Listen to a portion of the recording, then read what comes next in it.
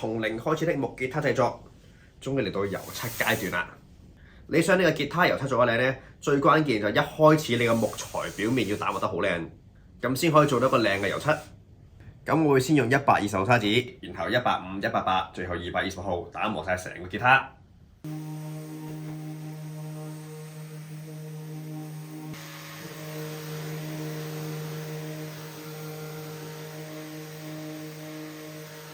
咁喺打磨嗰時咧，要注意琴頭呢個位置咧，唔好磨太多，因為如果你磨得太多咧，你個琴頸角度可能就冇咁靚噶啦。咁呢啲腰位你可以手動，或者我自己會用一個細嘅磨機去磨。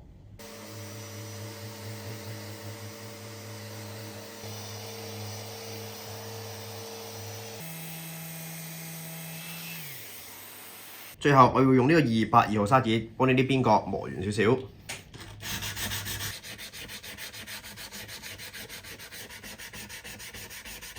然後到面板方向嗰時咧，就留意唔好磨到去琴頸後面呢個位，所以攞完筆畫翻個記號先。依家準備松膠先，我會先將啲松膠片磨粉，咁等佢比較容易溶解嘅。然後按重量計，我會1份松膠配4份酒精，咁樣溝起佢。咁溝好咗之後咧，你可以等佢1、2日慢慢溶。我自己中意將佢放喺一個磁力攪拌機入面，加快進度。咁喺油漆攪緊同時咧，我哋應該要好小心檢查下吉他打磨上面有冇啲乜嘢地方做得唔好，有冇咩刮痕，有冇啲咩高低不平地方或者凹咗落去，咁就要補救埋佢。因為事前準備工作你做得越好咧，之後嘅油漆程序就越輕鬆。咁喺呢個燈光底下咧，你係比較容易睇得出有冇啲位置有花痕，磨得唔靚嘅。咁到最後啦，我會用人手順住木紋320號砂紙打磨一次嘅。咁而家用膠紙遮住之後，吉他指板唔使上漆嘅地方先。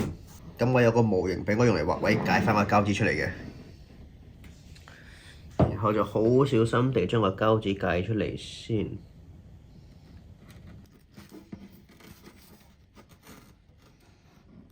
琴頸都一樣啦，所有你唔想上到漆或者之後要黐膠水地方，記得揾膠紙封實佢。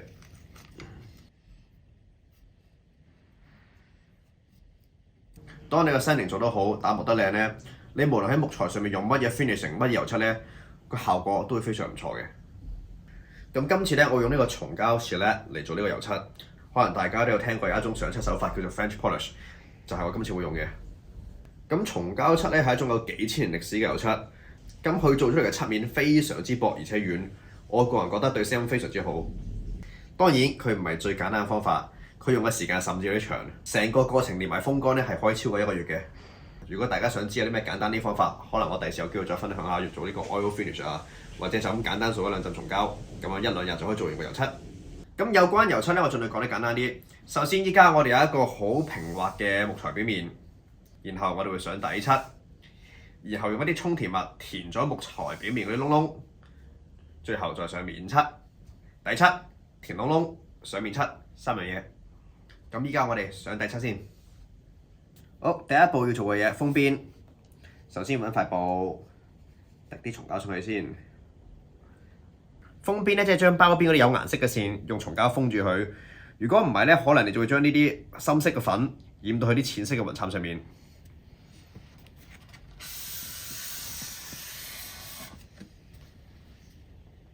大家望到好多顏色粉喺上面。然後又換一個乾淨嘅角落，繼續封邊。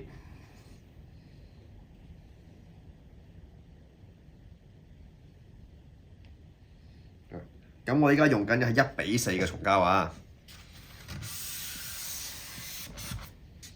咁其實松膠係乾得好快嘅，你見到啱啱油完之後咧，基本上已經乾晒㗎啦。然後可以將塊布轉喺個乾淨嘅面，再嚟過。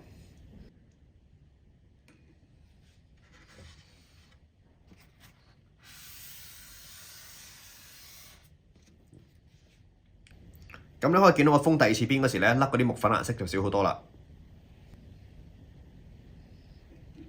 好，然後封第3次。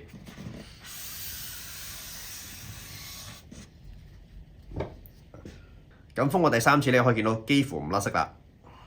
然後就可以將面板其他位置都油一次啦。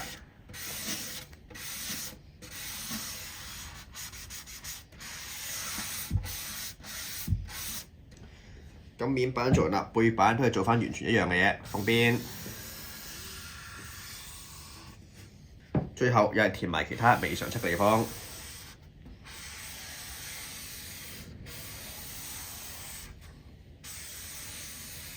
琴身同埋琴頸都上咗3層底漆之後咧，下一步我哋就要填窿窿。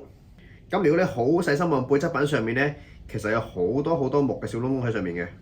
咁有好多產品都可以用嚟填窿窿嘅，你可以用呢個 epoxy 啦、木粉啦。咁我會用呢隻透明嘅水性 port filler， 通常我習慣佢做啫喱。好，咁攞塊刮片，慢慢刮上吉他嘅背板上面。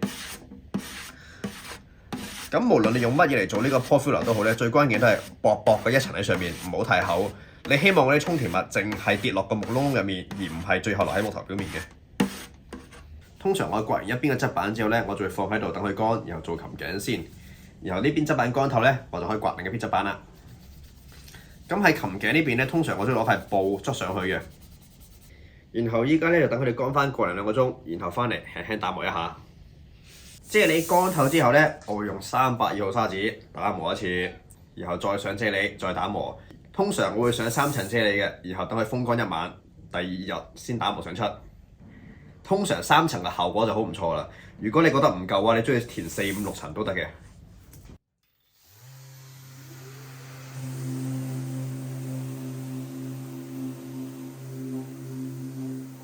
咁呢個係最後一層填窿，我填咗3次啦。咁最後一次打磨咧，我會用人手順住木紋去打磨嘅。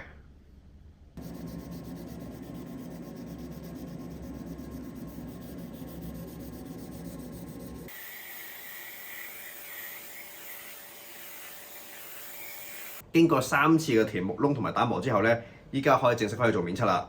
第一步都係封邊，將啲顏色花邊線全部封起去先。照舊我都會封3次嘅。大家可以見到都係會甩好多顏色粉落嚟嘅。照舊封完3次邊之後咧，將啱啱未上漆嘅地方都填埋漆去。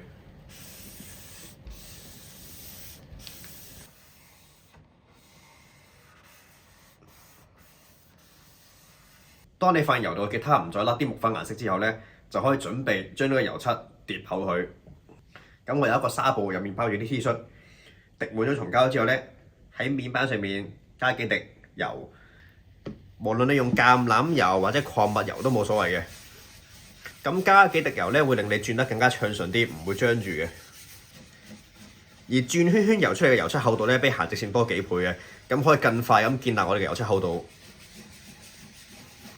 咁其實做呢個油漆咧有好多種方法嘅，你中意唔油底漆直接填窿窿又得，又或者你中意用1:8嘅松膠或者任何濃度都冇所謂嘅。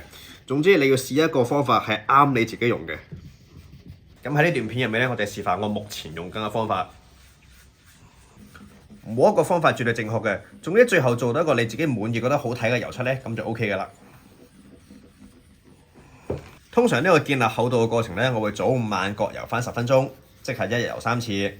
咁經過2日油咗6個 section 嘅油漆堆疊之後咧，你可以見到依家個漆膜咧有個基本嘅厚度喺上面啦，閃靈靈。咁其實油漆咧就冇一個特定厚度，你油幾厚嘅。如果你覺得依家個效果睇落去都好滿意咧，其實你係可以停喺呢度嘅。喺繼續增厚我嘅油漆之前咧，打磨一下一啲我覺得有少少唔平均嘅地方。咁喺建立漆面嘅過程中咧，你唔使令到個油漆睇落去好乾身、好靚嘅，你最需要不斷疊厚佢。最後我哋先做呢個打磨 leveling， 然後拋光。留意喺做打磨嗰時要輕輕力㗎，千祈唔好磨穿咗個油漆啊！咁初步打磨咗某啲唔平均嘅位置之後咧，我哋又可以繼續開始增厚呢個油漆厚度啦。照舊我哋早午晚各油一次，然後再做呢個 leveling。又過咗2日，油咗6個 section 之後咧，再隔一晚風乾。咁依家嘅油漆咧應該有足夠嘅厚度俾我做 leveling 㗎啦。依家嘅漆膜咧其實係非常之薄嘅，你可以用呢個水磨砂紙慢慢磨，而我咧用機磨嘅。但係如果你係初學者嘅話咧，我建議你用手動，安全好多嘅。咁成個琴身我會先用1000毫嘅水磨砂紙全部 level 一次先。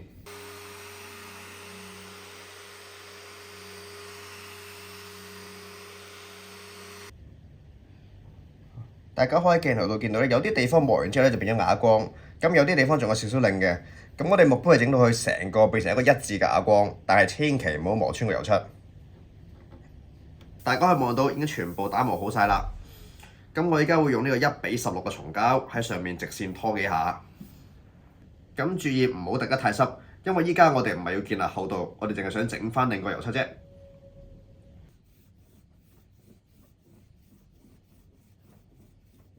咁如果你好中意啱啱水磨完之後嗰個啞光效果呢，其實你停喺嗰度都得嘅，唔一定要再做之後嘅步驟。油漆個最終狀態呢，其實係好按你個人喜好嘅，你中意係全令面、啞光咩都得嘅，冇乜所謂。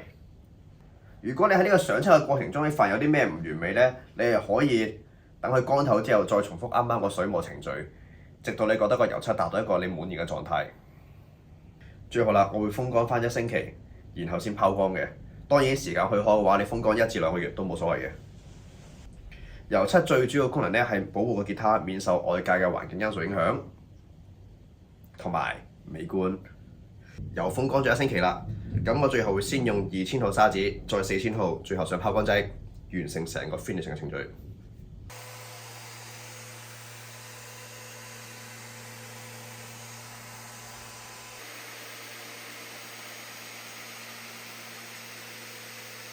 咁依家呢個咧就係用完4000號水磨砂打磨後嘅效果。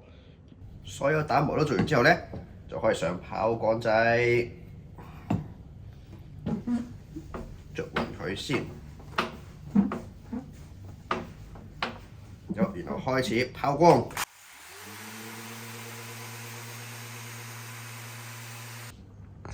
背板拋光完嘅效果。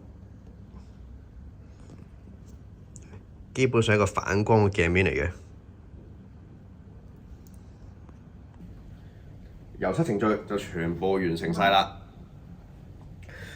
咁其實做油漆咧有好多種方法嘅，你可以自己慢慢嘗試摸索一下邊一種做法最啱你。但係有幾個重點係不變嘅。第一，油漆下面嘅木材打磨要做得好，你先會有一個靚嘅油漆。第二，千祈唔好急，要慢慢嚟，要慢慢增厚個油漆。然後先可以 leveling 打磨，最後俾足夠嘅 cure time 去乾透成個油漆，然後先可以做最終嘅打磨拋光。最後啦，上漆嗰時咧，薄薄嘅油漆上多幾層係好過厚嘅油漆上少幾層嘅。最後總結，油漆呢樣嘢咧，經驗加耐性。依家我哋可以搣住啲膠紙，又測量下到底我哋嘅油漆厚度係幾多啦。咁依家先測量一下正常呢個膠紙嘅厚度係幾厚啊？大約係0.08mm，然後測量一下呢個喺吉他琴身上搣落嚟膠紙大幾厚啊？呢個嘅厚度大約係0.1mm，即係我成個油漆嘅厚度咧，大約係0.02mm。今集分享到呢度，我哋下集再見，拜拜。